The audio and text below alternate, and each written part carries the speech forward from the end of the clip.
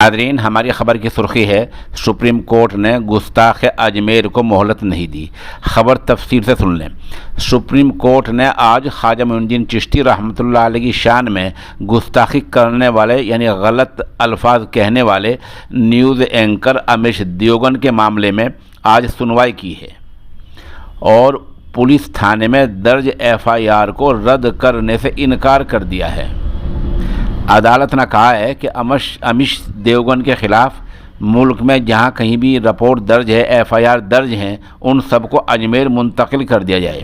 بتا دیں کہ امیش دیوگن نے یہ درخواست دی تھی کہ میرے خلاف جو بھی ایف آئی آر پولیس میں درج ہیں ان کو رد کیا جائے۔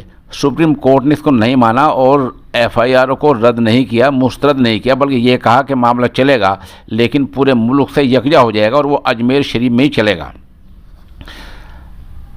یہ معاملے کہاں کہاں درج ہیں بتا دیں کہ امیش دیوگن کے خلاف راجستھان، مدھیہ پردیش، اتر پردیش، مہاراشٹر اور تلنگانہ میں 7 ایف آئی آر درج ہیں۔ معاملہ کیا تھا؟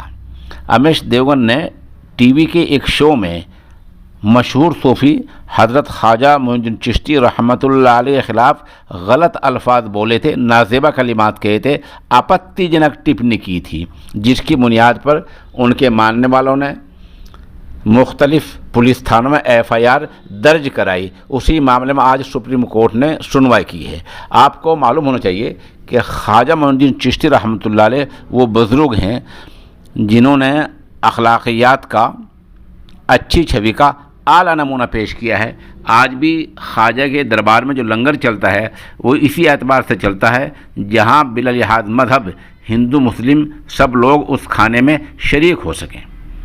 تو جس ہستی نے 700 برس بعد بھی جس ہستی کے دربار میں لوگوں کا، سیکولرزم کا، ہندو مسلم کا اس قدر لحاظ رکھا جاتا ہو، ایسی ہستی کے بارے میں آپتی جنک ٹپنی کرنا، غلط الفاظ بولنا، غلط بات کہنا، یہ بےہودہ بات ہے۔